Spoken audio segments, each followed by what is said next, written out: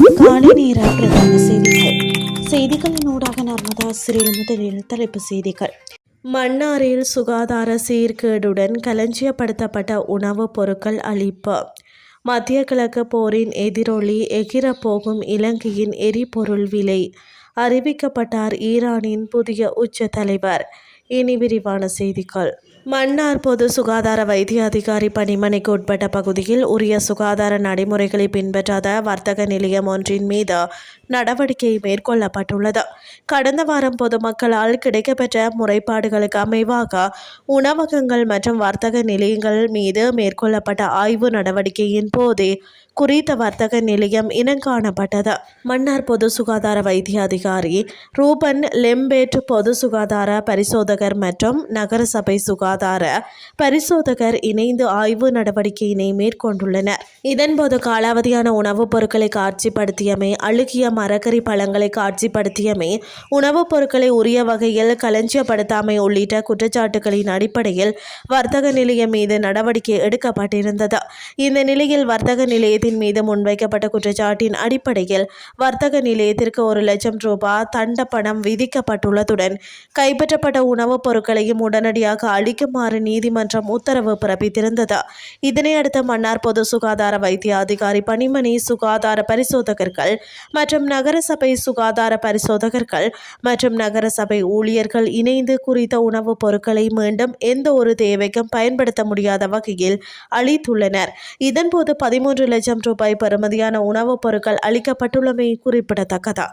வளைகுடா பிராந்தியத்தில் போர் நீடித்தால் இலங்கையில் எரிபொருள் விலை அதிகரிக்க வாய்ப்புள்ளதாக தெரிவிக்கப்படுகின்றது. உலக சந்தையில் எரிபொருள் விலை அதிகரித்து வரும் நிலையில் இலங்கையின் எரிசக்தி பாதுகாப்பை உறுதி செய்வதற்கான அவசர கால திட்டங்களை இலங்கை கனிம எண்ணெய் கூட்டுத்தாபனம் தயாரித்துள்ளது. இந்த நிலையில் தற்போது ஆகஸ்ட் மாதம் வரை போதுமான அளவு மசகு எண்ணெய் உள்ளிட்ட எரிபொருள் கையிருப்பு உள்ளதாக இலங்கை பெட்ரோலிய கூட்டுத்தாபனத்தின் தலைவர் தெரிவித்துள்ளார்.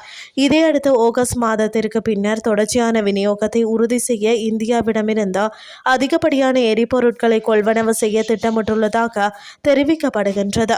இதற்கான பேச்சுவார்த்தைகளும் ஆரம்பிக்கப்பட்டுள்ளன. போக்குவரத்து செலவு குறைவு என்பதால் இங்கு இந்திய நிறுவனங்களுக்கே முன்னுரிமை அளிக்கப்படுகிறது. அத்தோடு சிங்கப்பூர் ஊடாக பெற்றுக்கொள்ளும் வாய்ப்பு திறந்தே உள்ளது.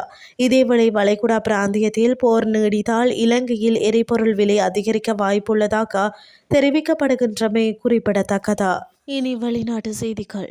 ஈரானின் புதிய உச்ச தலைவராக முன்னாள் உச்ச தலைவர் அலி கமேனியின் 2வது மகனான மொஜ்தபா கமேனி அறிவிக்கப்பட்டுள்ளார்.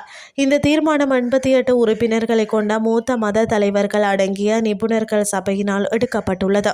1979ஆம் ஆண்டு உருவாக்கப்பட்டதில் இருந்து இந்த அமைப்பு புதிய உச்ச தலைவரை தேர்வு செய்தது இதுவே 2வது முறை என தெரிவிக்கப்படுகிறது. கடந்த பிப்ரவரி 28ஆம் தேதி அமெரிக்கா மற்றும் இஸ்ரேல் இணைந்து மேற்கொண்ட தாக்குதலில் ஈரானின் உச்ச தலைவராக இருந்த அயதுல்லா அலி கமேனி கொல்லப்பட்டமை குறிப்பிடத்தக்கது.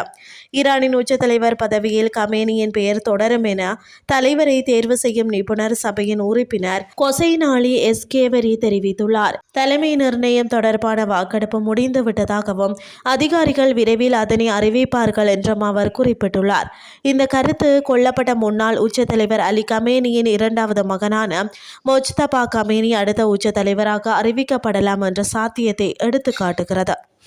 இத்துடன் செய்திகள் யாவும் நிறைவடைகின்றது. அடுத்த இரவு 8:30 எதிர்பாருங்கள். நன்றி.